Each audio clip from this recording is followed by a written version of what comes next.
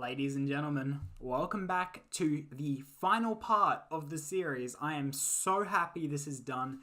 I will not stop covering Overwatch. That is my next video I'm actually really excited working on. I do have another one after that as well. I've already nearly finished.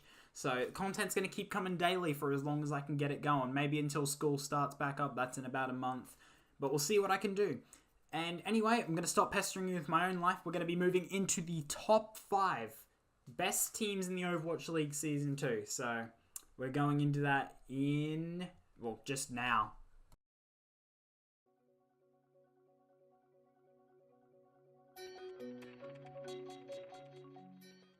In number 5, I have selected the San Francisco Shock to take this position. Now, I do want to preface this, and don't take any offense, but I'm actually not a fan of the San Francisco Shock. I actually really don't like the team. Every time they play, it's a little bit boring. I feel like their branding's boring. I feel like a lot of their tweets are a little bit cheesy. But overall, I can't deny the power this team has. It is next level. So their returning players are Architect, Baby Bay, Choi Hyobin, Moth, Nevix, Sinatra, Sleepy, and Super. Their new players include Rascal, Smurf, Violet, and Striker. Their leaving players will be Dante, IDDQD, Nomi, Dak. And I think it's funny that even with the overabundance of DPS players they had on the team, and they even dropped 2, they still maintain more DPS than any other team in the league. I believe they have 5 in Architect, Baby Bay, Sinatra, Rascal, and Striker. Now, that's the only downside I can see with this team, is a lot of DPS. And they did give Dante to the Houston Outlaws, but you know, I don't think they need him after they've got 5 DPS on the team. Striker comes from the Boston Uprising. You know, when I was talking about the Boston Uprising, second best tracer, yeah, that's him, and he's on this team now. Rascal, he was the London Spitfires flex DPS that just wasn't as good as Prophet. But when you're comparing yourself to Prophet, it's impossible to. Prophet is probably individually the best DPS player in the world. That's just how it is. So of course you're going to play second to him. And I'm really happy Rascal, it was obvious he was going to make it back onto a league team, but I'm really happy he gets another chance to just prove that he's a starting DPS, or hopefully he does. I mean, there might be a too many cooks in the kitchen situation here, but I see it. As for their tank line and support line, I really, really do like Moth on that support. And Sleepy. Moth and Sleepy are both support players that are overlooked in every single list. And as for tanks, I mean, they picked up Smurf. I haven't seen too much Smurf, I'll be honest, but I've heard he's good. Choi Hyobin, he's okay. But Super is the big one. I think Super is actually quite a good Reinhardt. So, moving into the next meta, it's looking like we might be shifting back to a Winston meta, but I'm pretty sure Super was good on Winston. It's been a while since I've seen him play, because I've been going through contenders lately. I haven't really caught up with a lot of the league games that I did miss throughout Season 1. So, I only really watched him during Reinhardt meta, and he seems very solid. And this team overall seems very solid. So, I think they are deserving of the 5th place going into next season.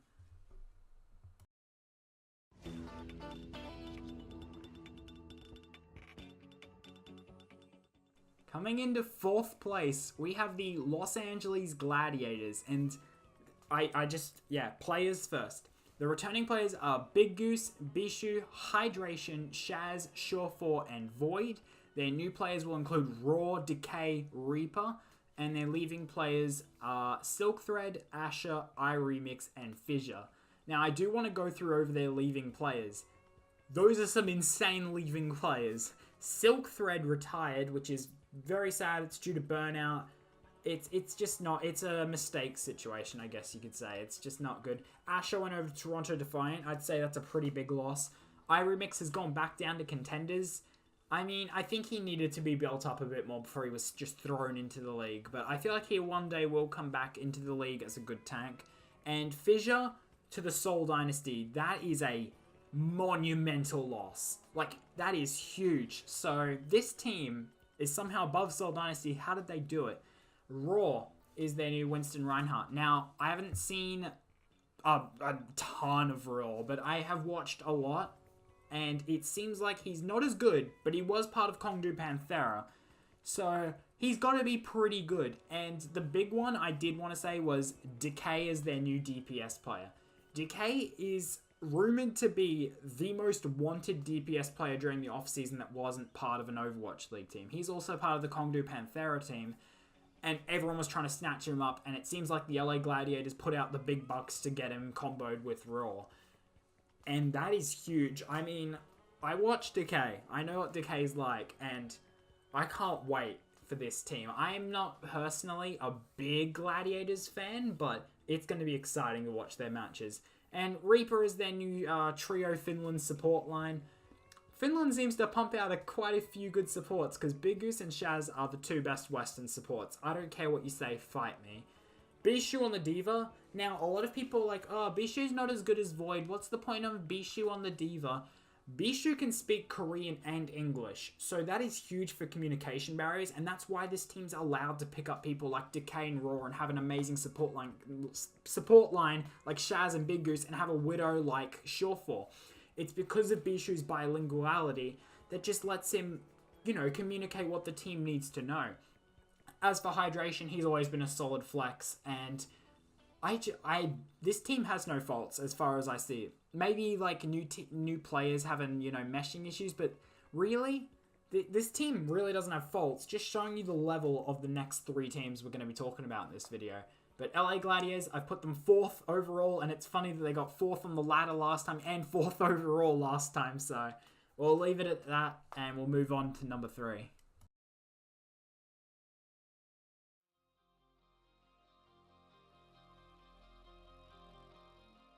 Past this point, I think it gets pretty predictable.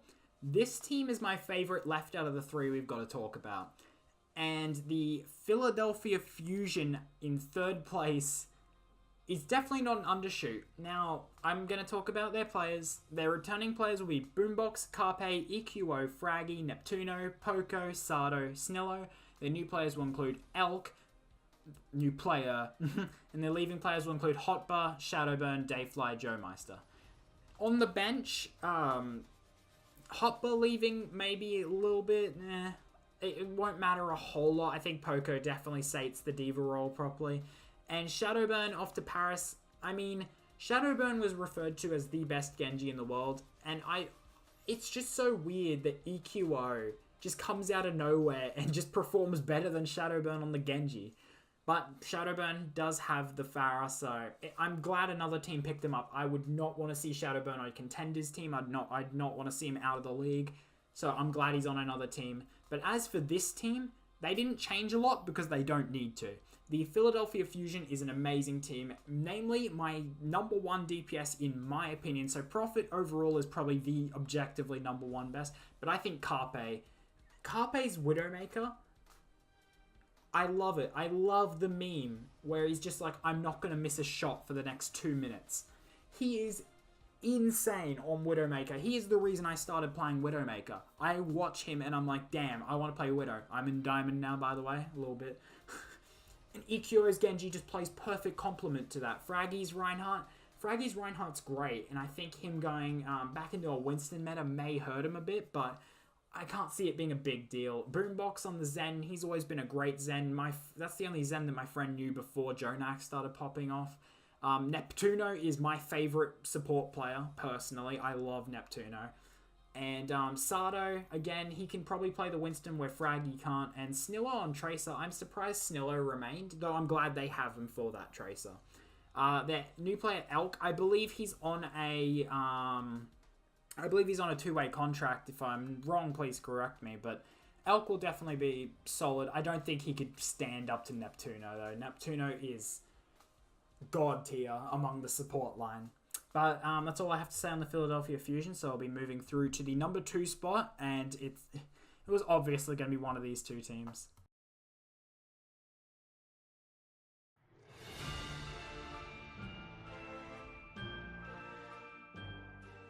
In number 2, we have the previous champions, London Spitfire.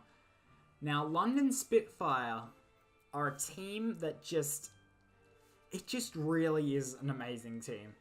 they went through the biggest dip, and I do give that mostly to Birdring's fault, because Birdring had a wrist injury. Sure, he couldn't, you shouldn't get a wrist injury, but he did, and the team went downhill. And then the team just started out of nowhere. I feel like it was just right in the playoffs. They scraped those playoffs, and then LA Gladiators, I think they awakened a beast, because as soon as the LA Gladiators won one set off the London Spitfire, they actually just caught fire. They legitimately turned that loss into a rebound and just proceeded to win every single game in a row after that. They didn't lose in the playoffs. They just didn't. They went on 2-0, 2-0, 2-0. It was easy for them to win. It nearly looked like they were playing a different game. Their players for next season include Bedosin, the only Zen to stand up to Jonak, Birdring, who is, again, probably one of the top Widowmakers, Fury on Diva, definitely an underrated Diva, Gesture on Winston, the best the second best Winston, definitely a solid Reinhardt as well, Nuss, who was very solid on support, Prophet, the objectively best DPS in the world, and their new players included Guard and Krillin. Now, again, I haven't seen a lot of Krillin, but I know who Guard is, and Guard is going to be very good for this team. Their leaving players are Closer, and even though he's a top tier support, it's really not a big loss. I could see what they were doing with the roster. Now, if I look here... Oh yeah, okay, so this is the 8 players. I thought I only had 7 down here, but... London Spitfire, I think for obvious reasons, should be this high up. Getting first place last season. Their coach did move over to another team, but this team, I think, will just keep going. Even if they have downs, don't doubt the London Spitfire, because I feel like they'll just bounce back and start winning again. They're definitely a playoff team. There's no way they sink below playoffs, and there's no way they sink below top 4 for me. So with that, we'll move on to the obvious first place.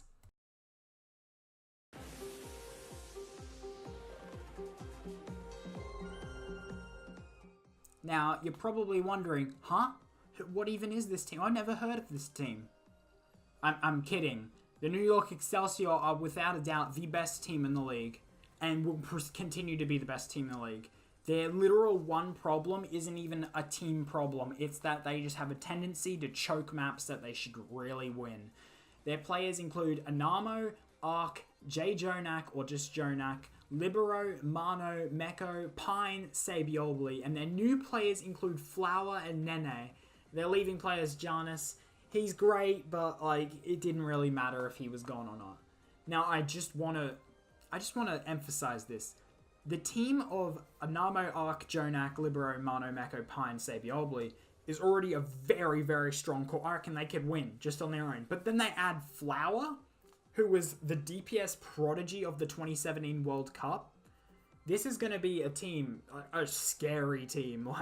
Sabiobli's Tracer is the best 1v1 Tracer in the world. Pine is quite possibly the best McCree in the world. Meko and Mano are a devastating tank line, having Mano be the best Reinhardt in the world. Libero's flex pool might even be larger than Prophet's. He may not be up to the same level on Prophet on every single hero, but definitely matches him on a heap. Jonak is undisputedly the best Zenyatta and one of the best Anas. Ark on Mercy, so good. And Anamo, I haven't seen as much Anamo, but nearly to the same level. This team is another full Korean team, another team that just proceeds to dominate. And it's funny because this team's only brought from one contenders, or not contenders, but one prior team from before 2018. Whereas London Spitfire, to get the power they have now, they merged Kongdu and GC Busan, which were... No, Kongdu C9, which is already a combined team, with Busan, and just created an ultimate team where this team just took from one team and then added a couple players here and there, and they're undisputably the best. No one could possibly stand up. Even in their loss to Philadelphia Fusion in the semis last season, I felt like New York just didn't adapt to the meta properly, which is really sad because I think they should have really beat Philly, but I'm glad Philly won it. It made the finals interesting. But with New York Excelsior, the problem with them, a lot of people have been ranking them lower because of that loss to Philadelphia Fusion in the finals. Whereas now that we've had this entire offseason, This team should come into next season blazing. They have DPS that no one else can stand against, and it looks like we're going back into a DPS meta. They have a tank line that no other tank line can even dent. And the games they lost in Stage 4 last season, some of them were confirmed to be just sandbags throwing. They just didn't care. They just play whatever, and if it didn't work, oh well, we've already made the playoffs, what's the point? So when people start bringing that into the equation, it's like you can instantly disregard that. This team is going far. And I don't want to drag out this video anymore. So these are my absolute rankings. I would like to know what you guys think. If you've made it this far, watched all 4 videos from start to finish, literally comment C, the letter C, lowercase, C3. C3 in the comments. If you watched every single video from the start to end in the last 4 days, that to me will be amazing. And as always, have a good rest of your day, and ciao.